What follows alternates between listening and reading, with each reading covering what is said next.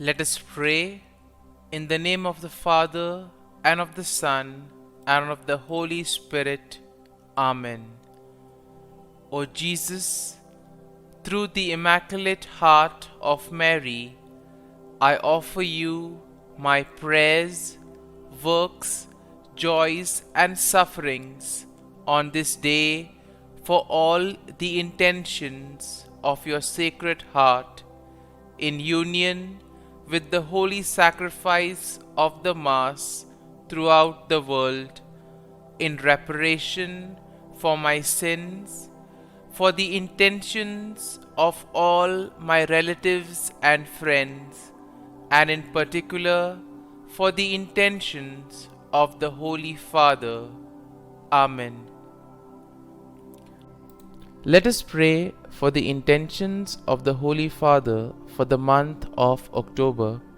For the Synod, we pray for the Church that she may adopt listening and dialogue as a lifestyle at every level and allow herself to be guided by the Holy Spirit towards the peripheries of the world. Our Father, who art in heaven, hallowed be thy name. Thy kingdom come, thy will be done, on earth as it is in heaven. Give us this day our daily bread, and forgive us our trespasses, as we forgive those who trespass against us. And lead us not into temptation, but deliver us from evil. Amen. Hail Mary, full of grace, the Lord is with you. Blessed are you amongst women, and blessed is the fruit of thy womb, Jesus. Holy Mary, Mother of God, pray for us sinners, now and at the hour of our death. Amen. Glory be to the Father, and to the Son, and to the Holy Spirit, as it was in the beginning, is now, and ever shall be, world without end. Amen.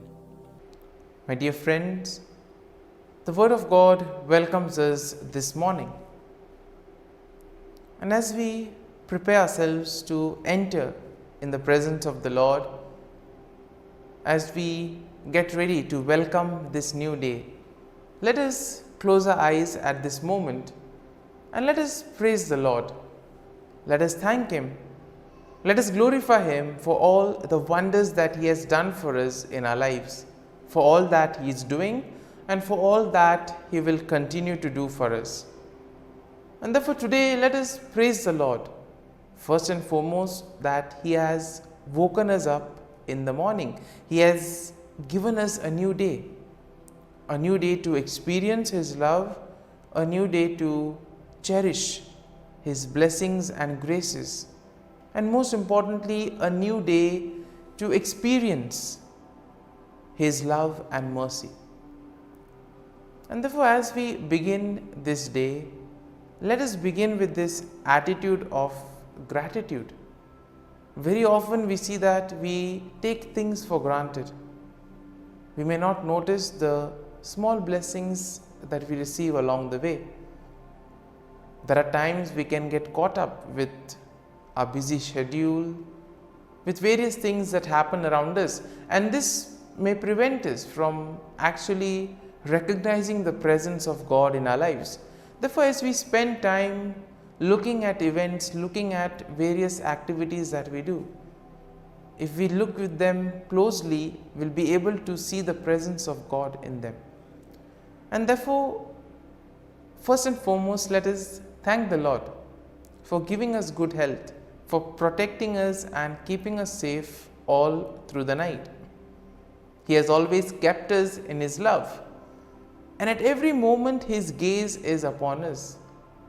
He loves us and He always is guiding us and protecting us. And for that, let us praise Him, let us thank Him, and let us glorify Him. And therefore, let us also thank Him for the other things that He does for us in our lives.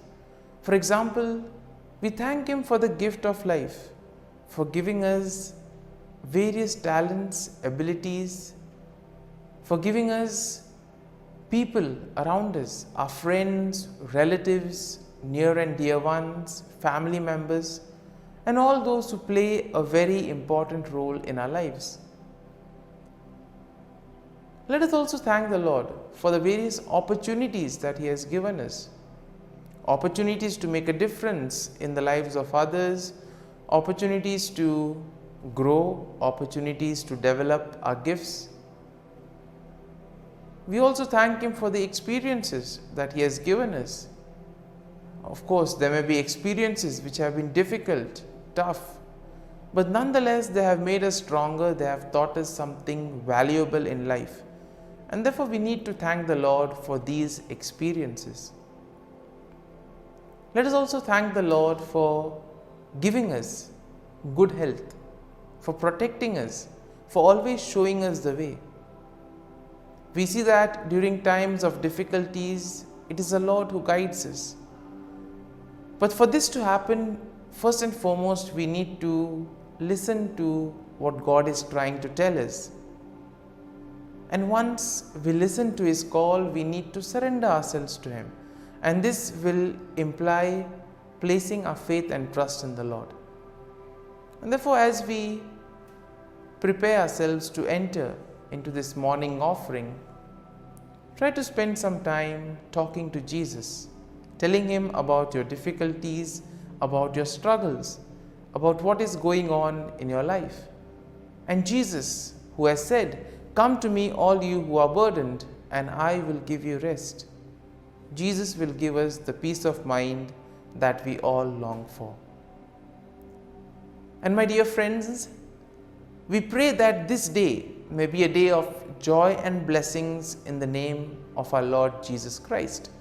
And therefore today we shall reflect and meditate on Psalm 53, which is once again a lament psalm that is written by David. As usual, we shall have a general overview of the psalm and then we shall go into detail. Now, Psalm 53 focuses on the folly and wickedness of those who deny the existence of God. Now, this psalm is very similar to Psalm 14, and both psalms express the idea that denial of God's existence is a root cause of human wickedness.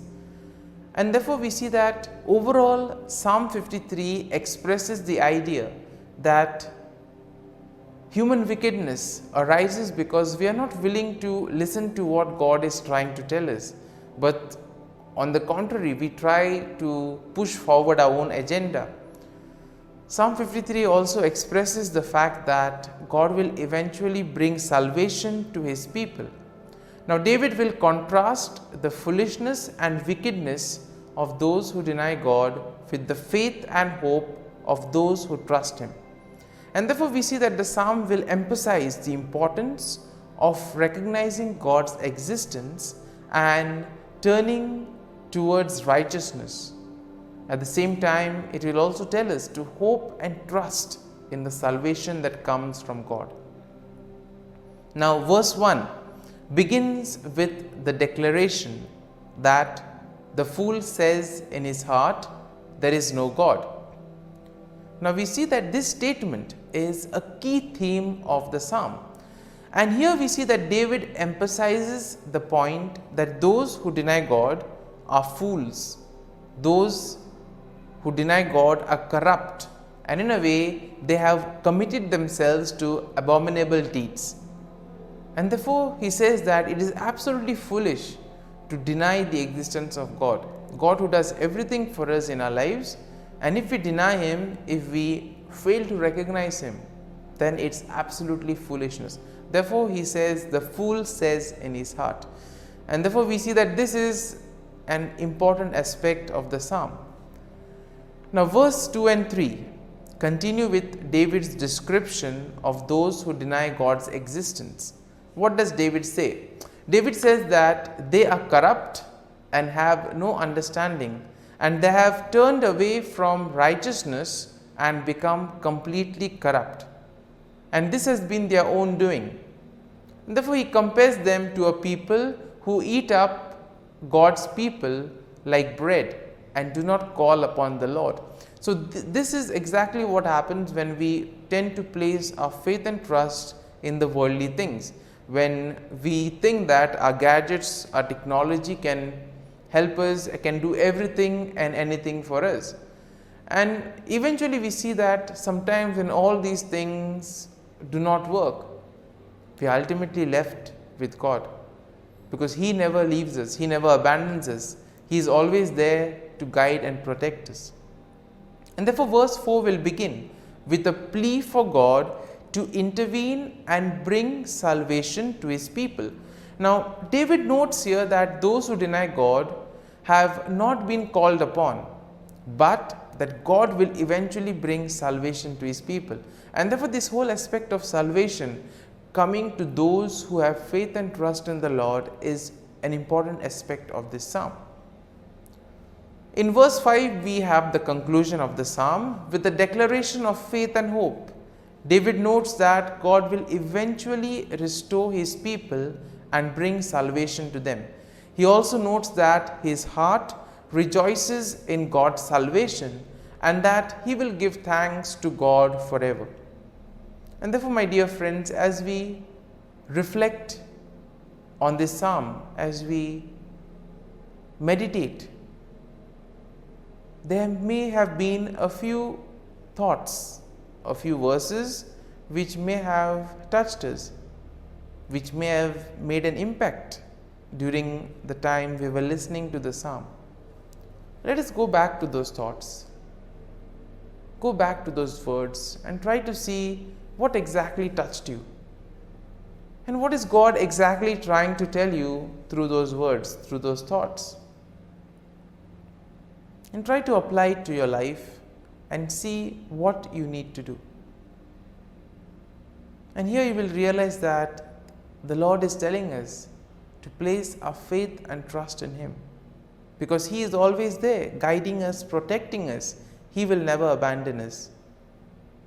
And therefore, my dear friends, as we spend a few moments in silence, reflecting, allowing the psalm to take root in us, let us thank the Lord, let us place our faith and trust in Him. And let us ask the Lord to be with us, guide us, help us in our moments of difficulties, in moments of trials, to be with us, to comfort us, and most importantly, to show us the way, so that we may be able to radiate His love and mercy to the world around us.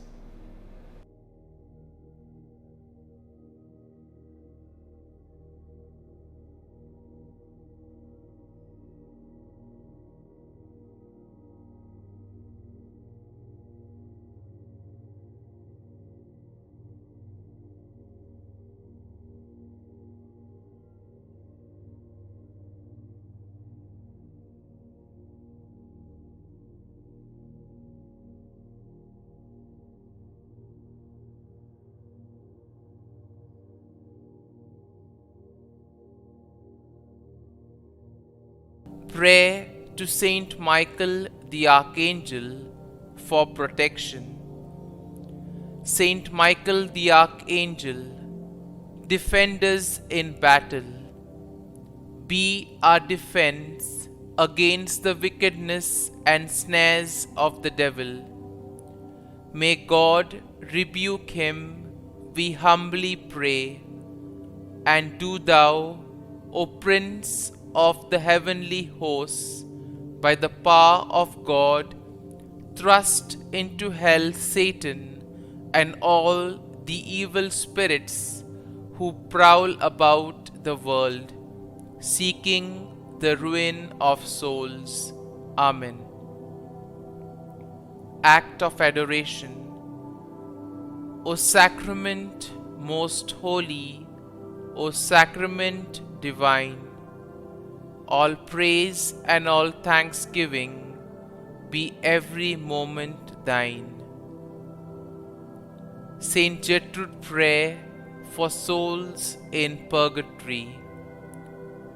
Eternal Father, I offer Thee the most precious blood of Thy divine Son, Jesus, in union with the masses said throughout the world today, for all the holy souls in purgatory, for sinners everywhere, for sinners in the universal church, those in my own home and within my family. Amen. May the divine assistance remain always with us, and may the souls of the faithful departed through the mercy of God rest in peace. Amen. Glory be to the Father, and to the Son, and to the Holy Spirit, as it was in the beginning, is now, and ever shall be, world without end. Amen.